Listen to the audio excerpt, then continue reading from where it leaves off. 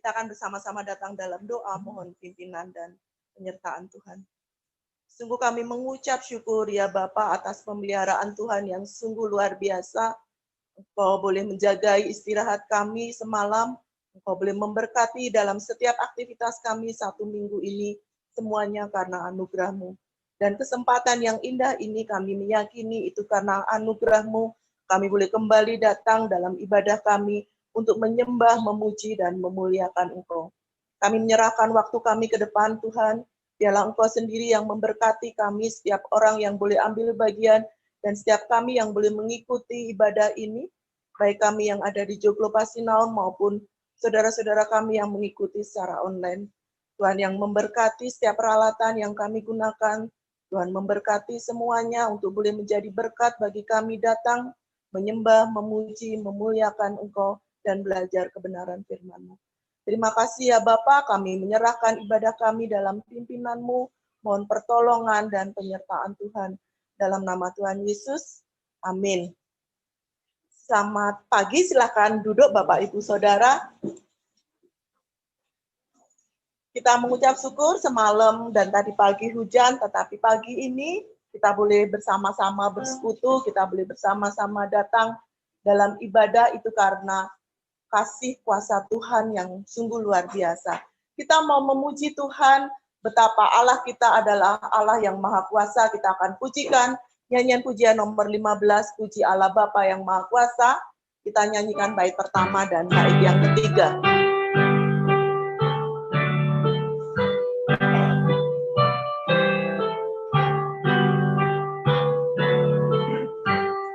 Puji Allah Bapa yang maha kuasa, putranya diberikan semua kasih-Nya. Al-Masih disalibkan dengan sesat, terbukalah pintu menuju surga. Pujian mulia adalah sabdanya, pujian mulia kiranya manusia. Marilah menghadapnya kudus dengan terputra Allah sang penebus. Besar janji Allah, besar karyanya, besar sukacita dalam kurnianya. Puncak sukacita berkenan ketika kita menang wajah Tuhan. Pujian mulia adalah sabdanya, pujian mulia kiranya manusia.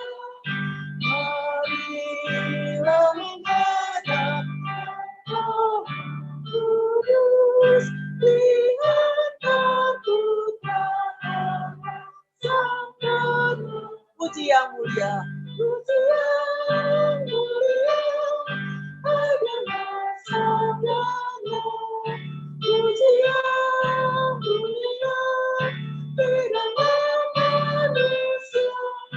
Marilah menghadapnya Roh Kudus, lihat terputra Allah sang penebus. Kita akan bersama-sama menaikkan doa-doa syafaat kita. Kita akan mendukung bangsa dan negara ini dalam doa, dan kita akan juga menaikkan doa-doa kita untuk komunitas kita, untuk gereja kita, agar Tuhan boleh nyatakan rencananya, baik yang sudah kita rancangkan maupun ke depannya. Sebelumnya kita akan bersama-sama menaikkan pujian, kita akan pujikan bagaimana tangan Tuhan sudah menyiapkan yang terbaik dalam kehidupan kita.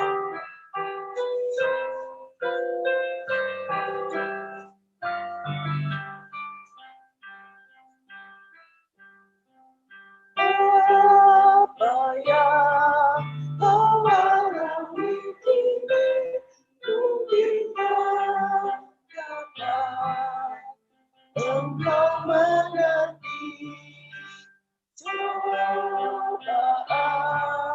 yang engkau alami, tak melebihi kekuatanmu. Tuhanmu tak akan memberi tular beracun pada yang minta roti. Satu hal tanamkan di hati, hingga semua yang inilah keyakinan kita bahwa tangan Tuhan sedang merendah karya yang indah. Tuhan sedang merendah suatu karyanya. Aku mulia sehatnya dan tiba-tiba kau lihat pelangi kasih-Nya.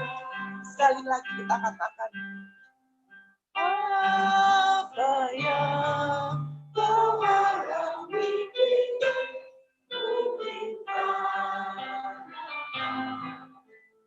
engkau mengerti cobaan yang engkau alami. Tapi satu hal yang kita yakini bahwa cobaan itu tidak melebihi kekuatan kita.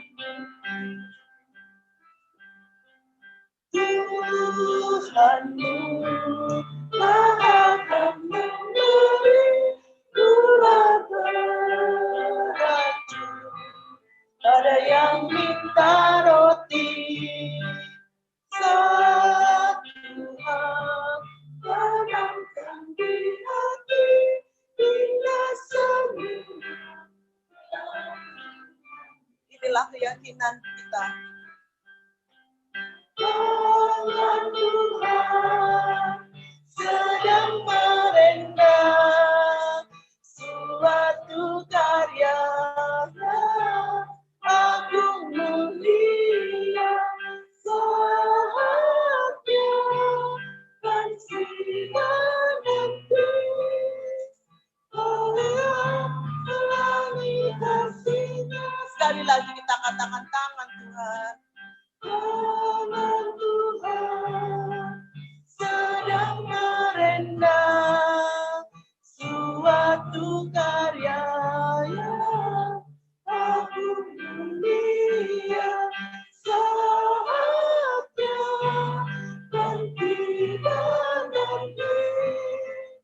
kau lihat pelangi kasih-Nya. Kau akan lihat pelangi kasih Tuhan. Kau lihat pelangi kasih-Nya.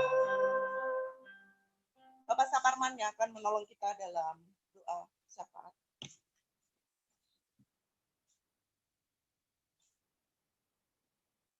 Mari kita berdoa. Allah Bapa yang bertata dalam kerajaan surga, Tuhan Yesus yang duduk di sebelah kananmu, dan Allah Roh Kudus yang hadir di sini, bahkan di hati kami bersyukur Tuhan. Tuhan mengizinkan kami bersama-sama untuk menikmati hadirat Tuhan melalui persekutuan ini, baik melalui online maupun yang ada di gedung ini. Kami bersyukur ini semuanya.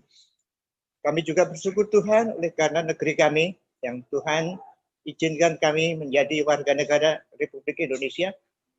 Kami mengucap syukur atas keindahan alam, atas kekayaan yang Tuhan berikan negeri ini. Oleh karena itu Tuhan kami berdoa, kiranya pengelola yang Tuhan percaya untuk mengelola negeri ini, Tuhan berkati mereka. Tuhan beri kebijaksanaan, mengambil keputusan untuk kepentingan rakyat yang telah Tuhan percayakan kepada mereka. Biarlah mereka memutuskan segala sesuatunya dengan dasar takut akan Tuhan. Kami berdoa untuk para pejabat, anak-anak Tuhan yang Tuhan taruh di sana dalam mempengaruhi para pengambil keputusan sehingga mereka memutuskannya berdasarkan kebenaran dari firman. Secara khusus kami juga berdoa untuk daerah kami, Daerah Istimewa Yogyakarta Tuhan, kami berdoa untuk pemerintah setempat yang telah memberikan seluas-luasnya kepada kami semua untuk berbakti kepadamu. Kami juga berdoa untuk para petugas, khususnya yang menangani gunung berapi. Tuhan berkati supaya mereka mengkomunikasikan keadaan gunung ini kepada rakyat setempat, sehingga kami semua bisa siap-siap untuk menikmati hadiah Tuhan berupa letusan mungkin, berupa pasir-pasir yang akan Tuhan kirim ke daerah ini. Biarlah kami Tuhan beri kekuatan untuk menerima kalau itu terjadi, supaya kami menikmatinya dengan ucapan syukur. Dan kami saling menolong satu dengan yang lainnya, rakyat di sekitar gunung berapi itu. Tuhan beri ketenangan, kecepatan bertindak, dan saling tolong-menolong.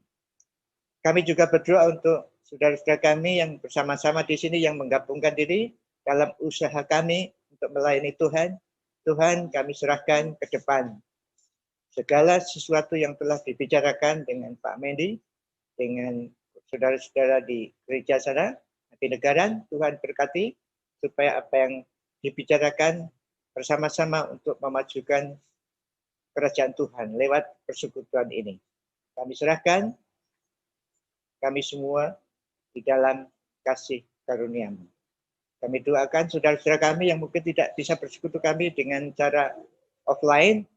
Tuhan juga memberkati mereka, sehingga mereka bisa menikmati hadirat Tuhan melalui acara kebaktian ini. Terima kasih Tuhan, kebaktian ini dari awal, pertengahan hingga akhirnya kami serahkan untuk berkat bagi kami dan kemuliaan nama Tuhan. Dalam nama Tuhan Yesus. Amin.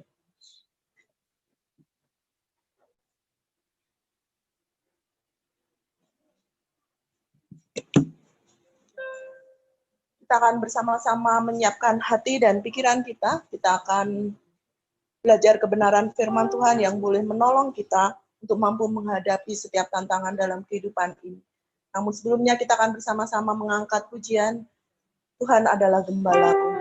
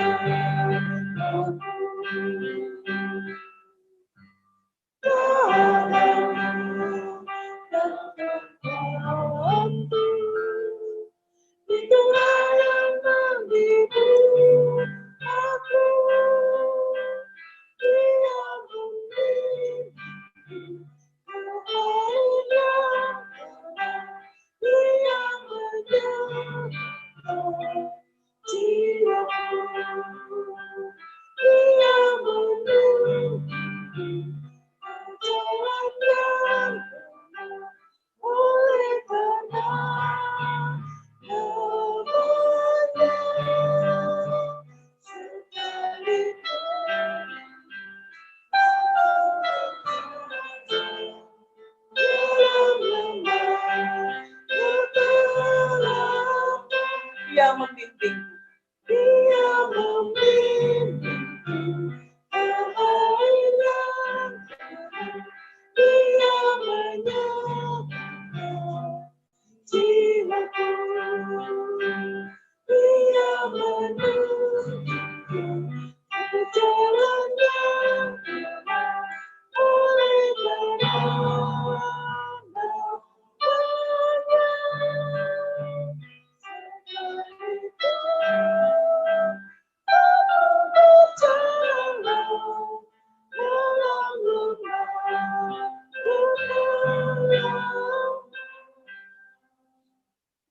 persilakan pada Bapak Sapani.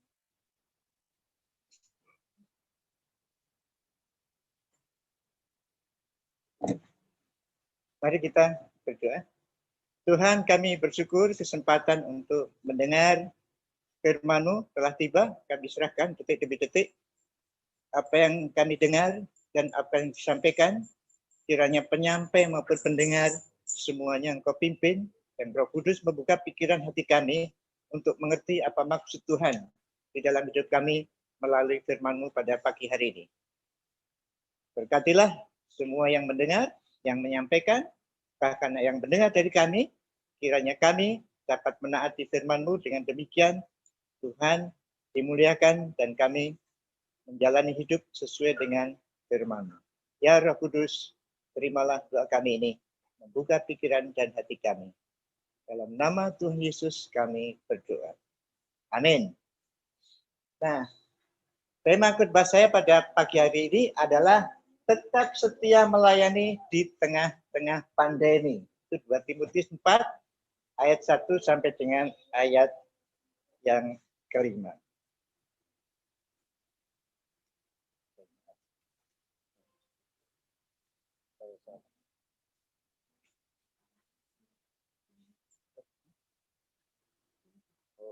Maaf, saya itu.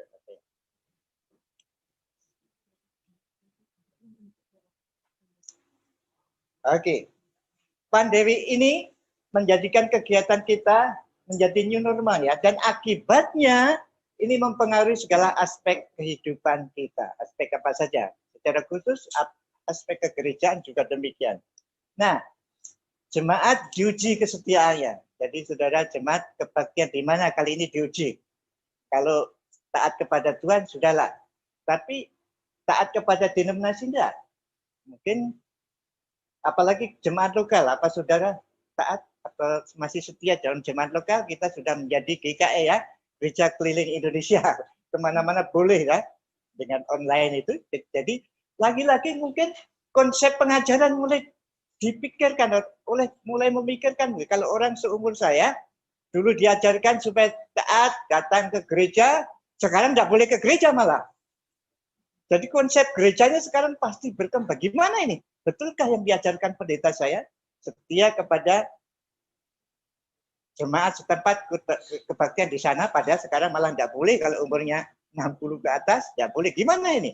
Jadi rupanya konsep mengenai pengajaran juga mulai pikir-pikir jemaat sekarang ini. Nah, bagaimana dengan para pelayan Tuhan? Nah, ini juga ada masalah ini ya.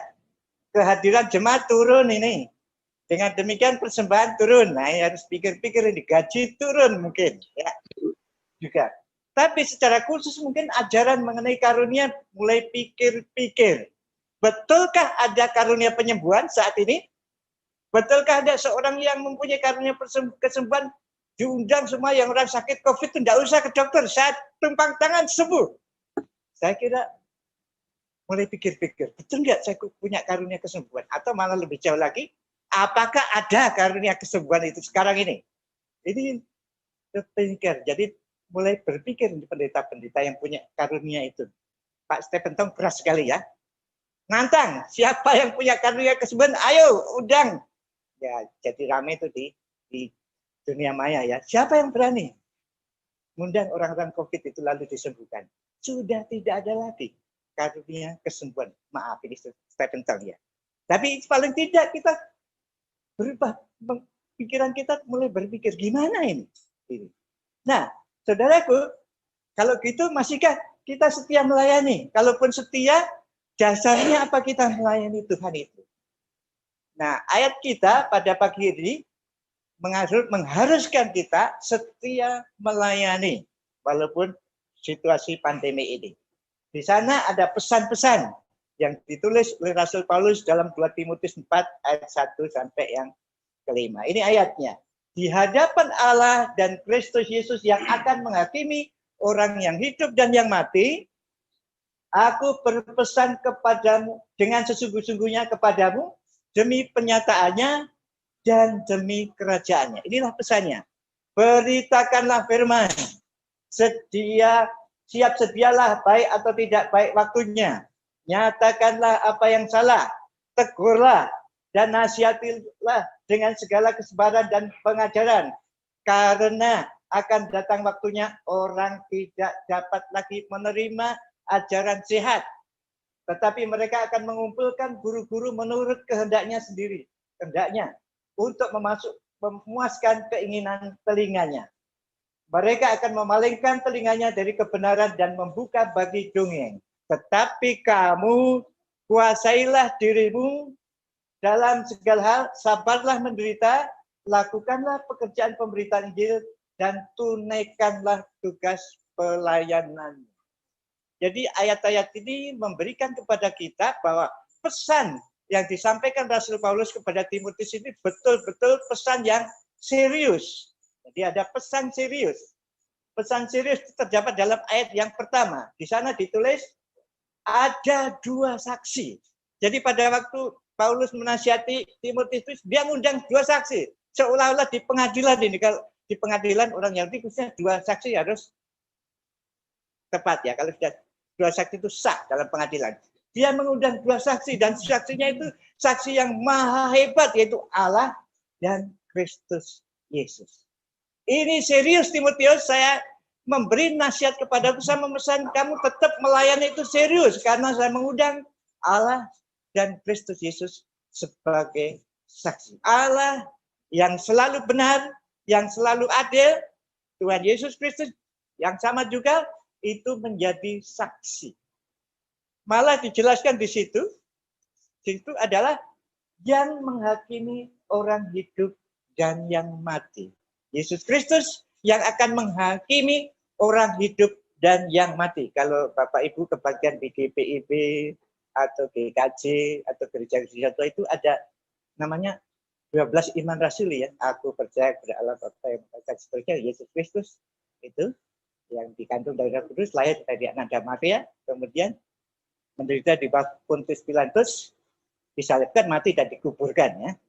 Turun ke kerajaan maut, pada hari ketiga bangkit pula dari antara mati, duduk sebelah kanan Allah Bapa baik surga, kemudian dan akan datang dari sana untuk menghakimi orang yang hidup dan yang mati. Kristus Yesus akan menghakimi orang yang hidup dan yang mati. Nah, di dalam ayat-ayat firman Tuhan ada ini penghakiman orang yang hidup itu ada di Matius 25 ayat 31 dan 46. Dikatakan di sana nanti pada waktu Yesus datang ke bumi, ditulis di sana, pada waktu anak manusia datang di tata kemuliaannya, akan menghakimi bangsa-bangsa ini, bangsa masih hidup betul ya, itu dipisahkan menjadi 2, yang satu domba, yang satu kambing. Ini penghakiman orang hidup.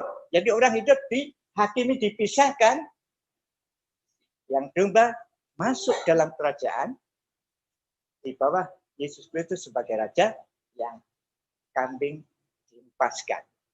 Jadi ada penghakiman orang hidup nanti waktu Yesus datang ke bumi ini. Tetapi juga ada penghakiman orang mati.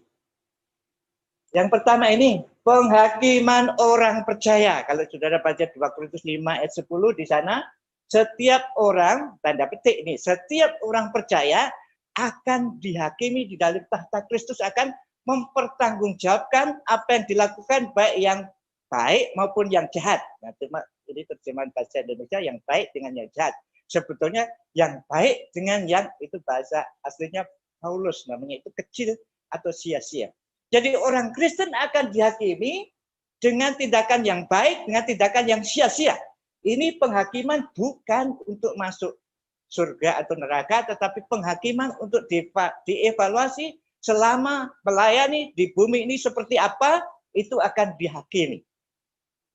Itu ada itu ya, kata ini sebetulnya kata tahta Kristus adalah bema. Jadi dulu ada di Yunani sana ada perlombaan lari atau apa saja. Kalau sudah waktu misalnya final, kemudian mendapat hadiah. Nah itu yang memberi hadiah itu duduk di bema ini. Ini yang dipakai dalam 2 Korintus 5:10. Yesus duduk di bema. Jadi bukan untuk menghakimi masuk surga neraka, tapi untuk memberikan hadiah pemenang seperti itu. Inilah Paulus berkata kepada Timotius, Timotius, kamu harus bertanggung jawab nanti segala pelayananmu. Karena Tuhan akan menghakimi yang mati dan yang hidup tadi. Lalu ada penghakiman yang kedua, itu penghakiman orang yang tak percaya ini. Jadi kalau sudah baca Wahyu 20, sebetulnya ini bukan penghakiman ya. Ini sebetulnya eksekusi. Dok, itu semua masuk neraka. Itu orang yang tidak percaya dibangkitkan semua. Lalu, nah ini. Jadi itu pesan dari Paulus. Serius betul.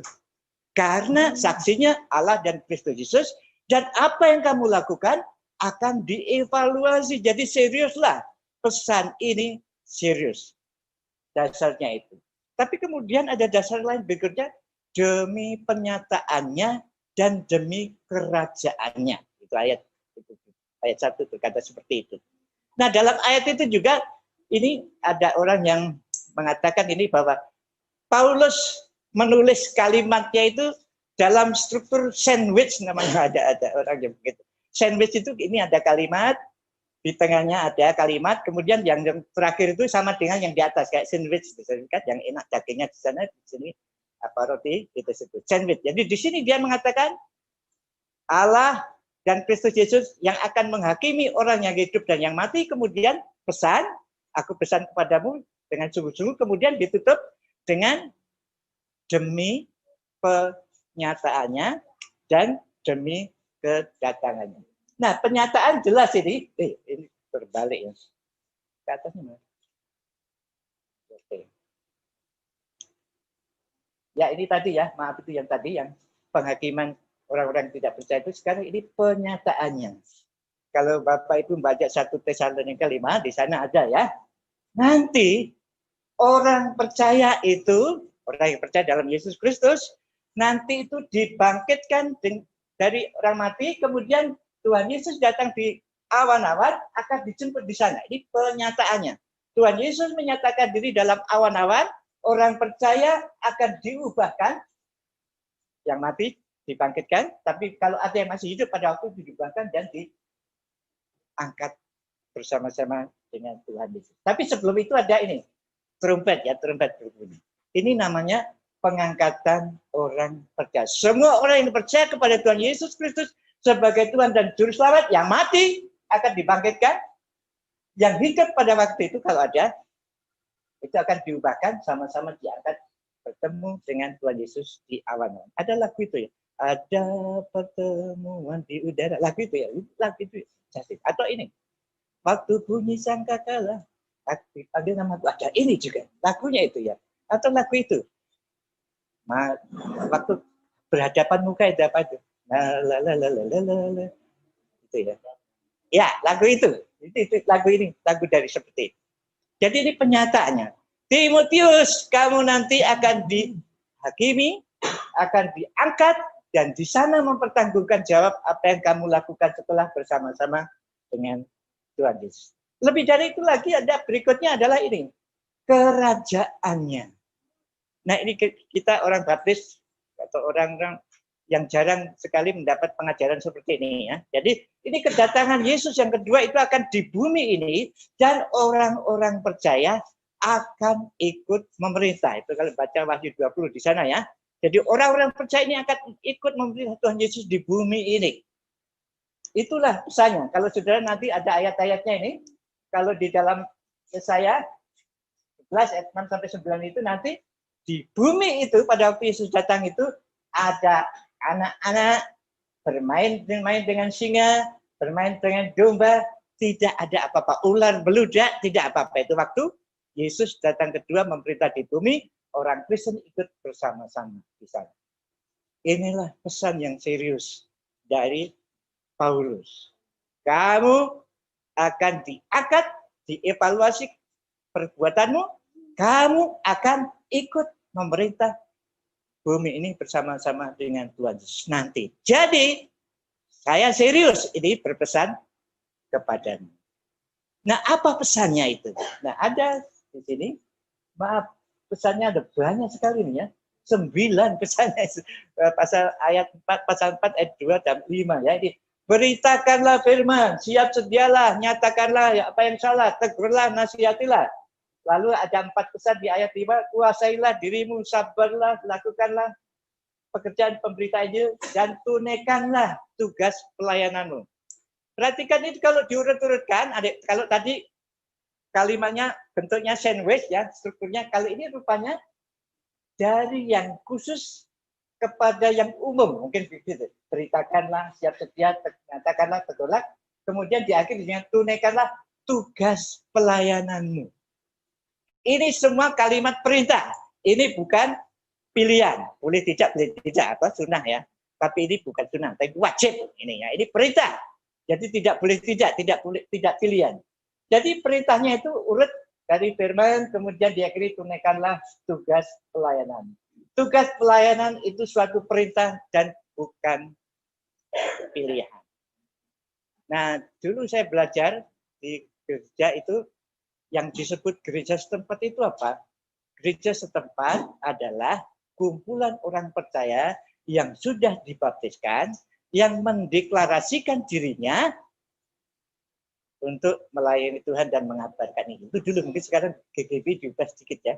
Harus jumlahnya berapa itu ya, seperti itu, macam-macam. Tapi intinya, kumpulan orang yang percaya yang sudah dibaptiskan, mendeklarasikan diri untuk melayani Tuhan. Jadi hakikat jemaat itu adalah melayani.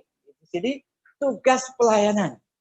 Nah, tugas pelayanan itu dasarnya adalah beritakanlah firman. Beritakanlah firman. Nah, maaf saya pakai bahasa Yunani lagi. Jadi dalam bahasa asli, bahasa Alkitab Perjanjian Baru ada dua kata yang diterjemahkan firman. Yang satu logos, itu namanya firman secara keseluruhan. Tapi kalau rema, saudara pernah dengar rema? Rema itu adalah potongan-potongan ayat-ayat kitab suci yang digunakan Roh Kudus untuk kepentingan masalah-masalah tertentu. Jadi masalah khawatir ada satu rema, masalah utang duit, tidak punya duit ada remanya, masalah macam-macam ada remanya. Itu ayat demi ayat. Tapi kalau logos itu keseluruhan. Jadi maksud Paulus kepada Timotius itu ajarkanlah atau beritakanlah seluruh kebenaran Tuhan. Jangan satu-satu, jangan satu-satu saja, tapi seluruh. Nah, Paulus pernah mendirikan sebuah sekolah Alkitab di Efesus. 2 tahun penuh dia katakan mengajarkan seluruh kehendak Tuhan. Jemaat mestinya mengajarkan, memberitakan seluruh pengajaran Tuhan. Dari kitab suci dikeluarkan artinya, kemudian disampaikan kepada jemaat. Tidak pilih-pilih ayat.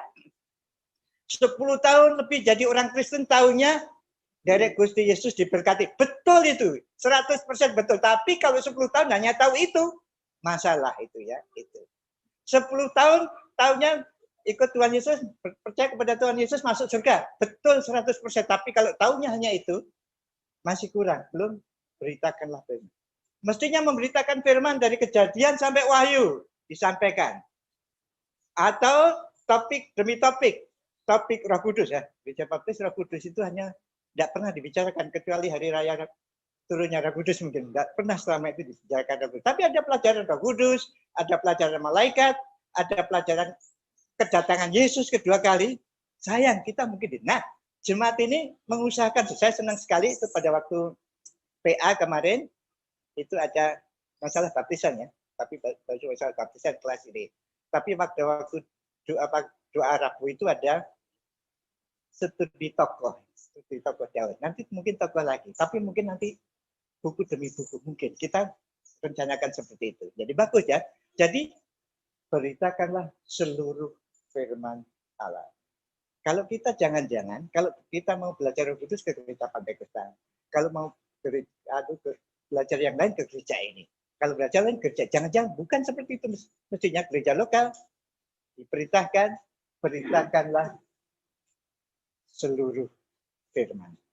Lalu nasihat berikutnya, siap sedialah. Maksudnya ini jelas sekali dalam seperti ini, dalam keadaan apapun kita diperintahkan untuk menyampaikan firman. Ini tugas berat juga ya, apalagi nyatakanlah apa yang salah. Kita takut, saya kira orang Jawa apalagi itu halus sekali kalau menyatakan kesalahan orang, tapi diminta ini. lalu nasihatilah.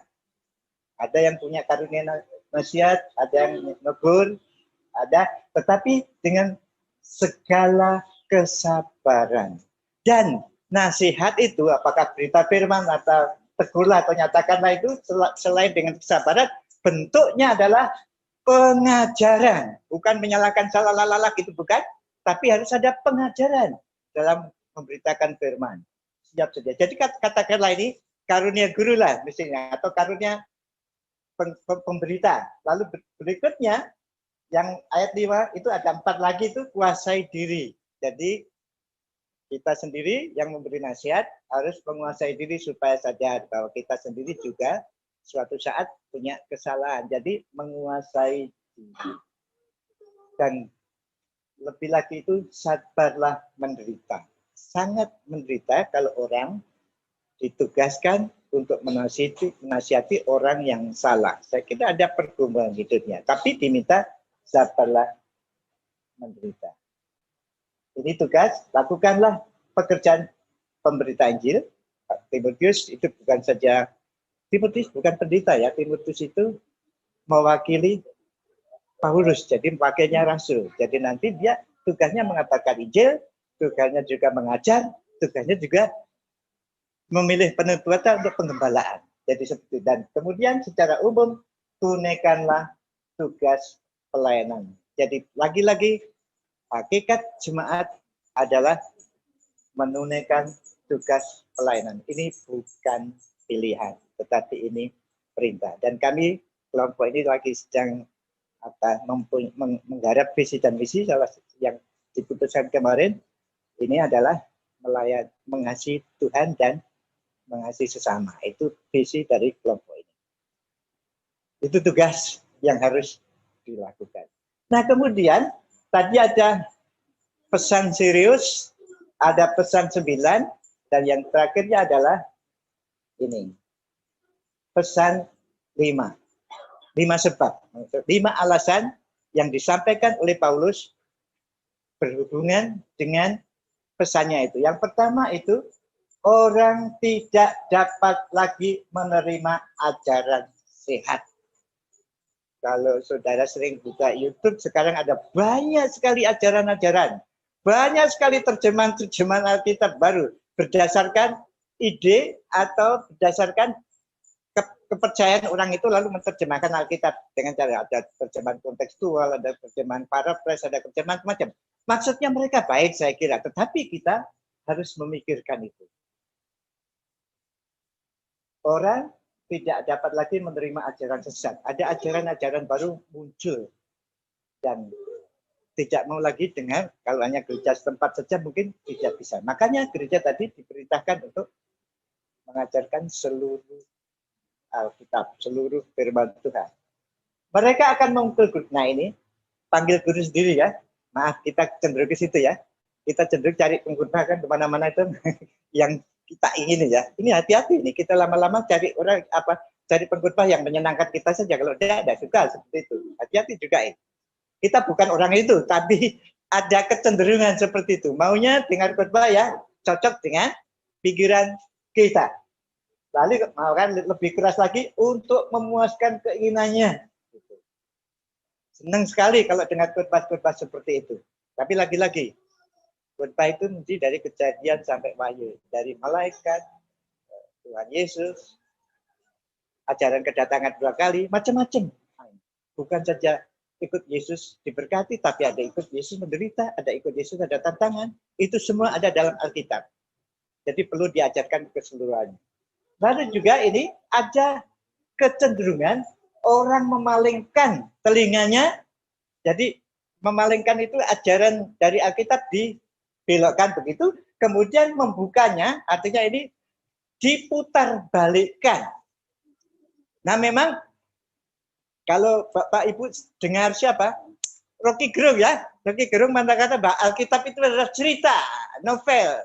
Ada betulnya, tapi tanda petik ya. Novel, tapi novel dari ada maksud Tuhan, bukan sekedar novel ya. Hati-hati. Kitab suci, kitab Yesus ini sebuah cerita, tapi lain daripada cerita-cerita yang saudara baca di novel-novel itu. Betul itu cerita, betul itu puisi, betul itu perumpamaan, betul itu surat. Tapi surat itu surat dari Tuhan untuk kita. Cerita itu cerita dari Tuhan untuk kita. Puisi itu puisi dari Tuhan untuk kita. Kata-kata hikmat itu kata-kata hikmat dari Tuhan untuk kita. Jadi bentuknya apa saja, tapi dalam Alkitab itu sesuai dengan pengarang. Kalau ada perumpamaan, perumpamaan, tapi perumpamaan dari Tuhan untuk kita. Itu yang diajarkan. Makanya alasan ini menjadikan kita semua untuk tetap melayani di tengah apapun juga. Tuhan memberkati. Amin. Mari kita berdoa. Tuhan, terima kasih firman-Mu telah dibukakan dan kami mohon Roh Kudus untuk membimbing kami menerapkan apa yang Tuhan inginkan dalam hidup kami. Apa yang telah disampaikan, kiranya kami dengan pertolongan Roh Kudus mempertimbangkan apa yang kami dengar. Mana yang Roh Kudus inginkan di dalam hidup kami untuk kami lakukan.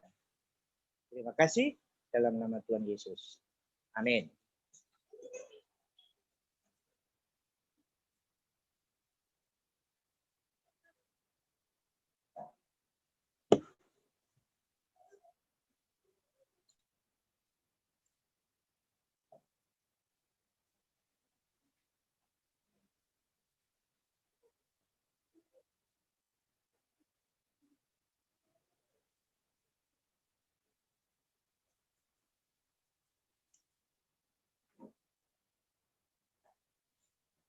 Kita akan bersama-sama menyambut kebenaran firman Tuhan ini. Kita akan kembali memujikan pelangi kasih Tuhan.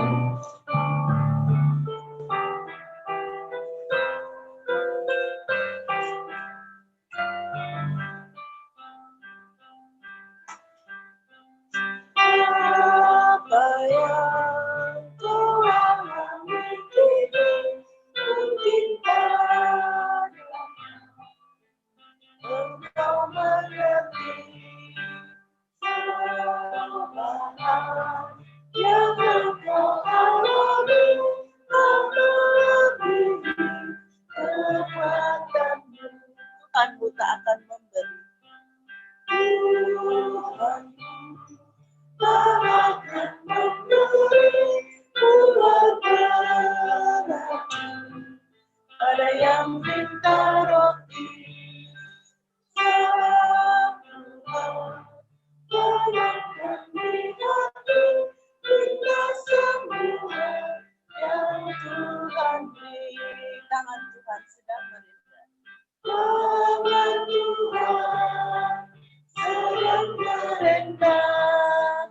Suatu karyanya aku melihat saatnya kan tiba nanti. Kau lihat pelangi kasih-Nya. Tangan Tuhan sedang merendah. Tangan Tuhan sedang merendah. Suatu karyanya aku melihat saatnya yang tiba nanti. Kau lihat pelangi kasih-Nya. Bapak Ibu Saudara, beberapa pengumuman yang akan perlu kita perhatikan. Kehadiran untuk minggu lalu di jam doa hari Rabu dan juga ibadah minggu serta sekolah minggu, dan kegiatan kita masih di hari Rabu malam kita akan mengadakan jam doa lewat Zoom dan ibadah minggu secara online dan offline serta sekolah minggu secara online via Zoom. Silakan Bapak Ibu Saudara yang akan mengikuti kegiatan kami bisa mengikuti jadwal-jadwal kegiatan kami yang sudah kami bagikan di media sosial kami yang ada di YouTube maupun yang ada di Instagram. Kita akan bersama-sama mengakhiri ibadah kita pada pagi hari ini, namun sebelumnya kita akan memberikan persembahan sebagai ucapan syukur kita atas setiap berkat yang telah Tuhan berikan kepada kita dari hari ke hari.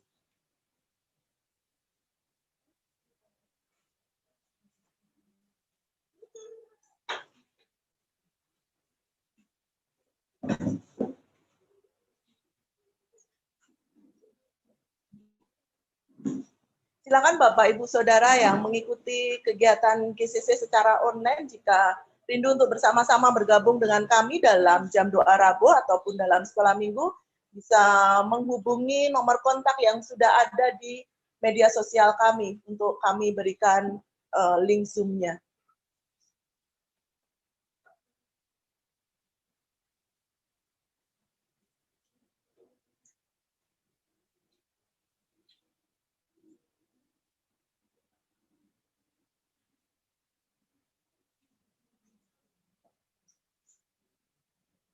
Kita akan bersama-sama mengakhiri ibadah kita pada pagi hari ini. Saya undang Bapak, Ibu, Saudara untuk bangkit berdiri.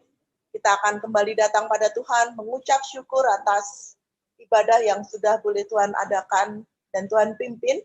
Bapak Sapahman yang akan menolong kita dalam doa berkat dan doa penutup. Oke, mari kita berdoa.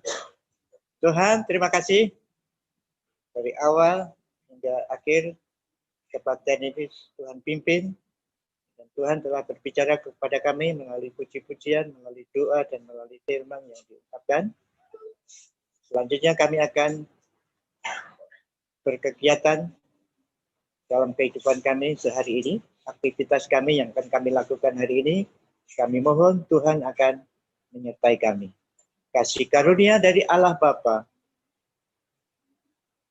damai sejahtera dari Tuhan kita Yesus Kristus, dan penghiburan, dukungan dari Allah Roh Kudus akan menyertai saudara dan saya dari hari ini sampai selama-lamanya.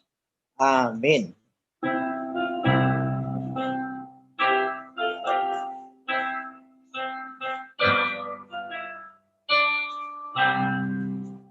Rahmat Tuhan Yesus Kristus, kasih Bapa di surga, dan karunia Roh Kudus yang tetap setia.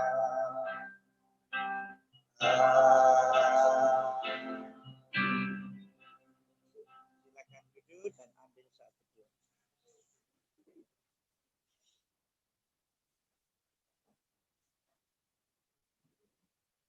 Terima kasih.